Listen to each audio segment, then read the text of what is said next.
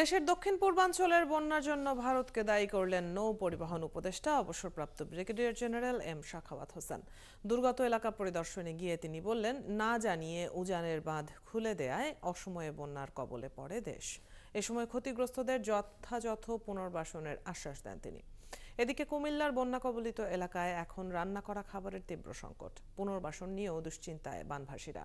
কুমিল্লা থেকে মনির মিলাতের প্রতিবেদন, ছবি তুলেছেন আব্দুর রহিম।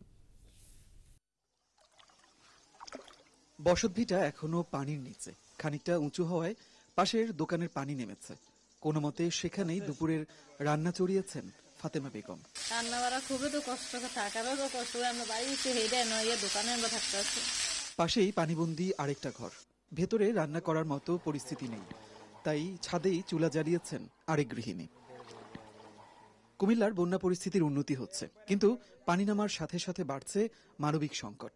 ঘরে ঘরে ত্রাণ হিসেবে পাওয়া শুকনো খাবার যথেষ্ট আছে, চাই একটু রান্না করা খাবার।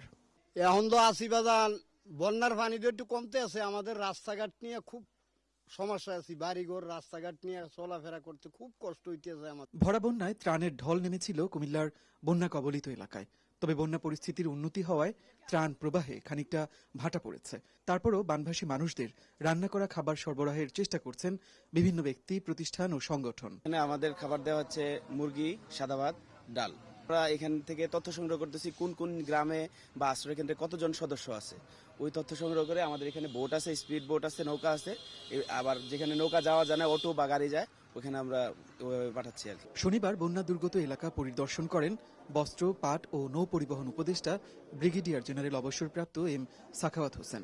বিকেলে আসেন বুড়িচং উপজেলার একটি আশ্রয় কেন্দ্রে সেনাবাহিনীর মেডিকেল ক্যাম্পে। এ সময় তিনি বলেন, বাংলাদেশকে না জানিয়ে ভারত উজানের বাঁধ ছেড়ে দেয় বন্যার এই বিপর্যয়, যার জন্য প্রস্তুত ছিল না সরকার। এই সময় তো এরকম ফ্লাড হওয়ার কথা না। এটা তো উপর থেকে হঠাৎ করে ড্যাম ছেড়ে দেওয়াতে এই ফ্লাডটা আসছে। আমাদের সাথে ভারতের যে রিলেশনশিপ, এটা সাধারণ মানুষের মনে কিন্তু এটা নিয়ে নানান ধরনের সন্দেহ আছে। তো সাধারণত একটা দেশের রিলেশনশিপ আর মানুষের সাথে মানুষের, কাজেই আশা করব যে ভবিষ্যতে এরকম হবে না। বস্ত্র, পাট ও নৌ পরিবহন উপদেষ্টা জানান, বন্যায় ক্ষতিগ্রস্ত মানুষের পুনর্বাসনের জন্য এরই মধ্যে কাজ শুরু করেছে সরকার। ক্ষয়ক্ষতির পরিমাণ নির্ধারণ করছে স্থানীয় প্রশাসন। মনির মিল্লাত, ৭১, কুমিল্লা।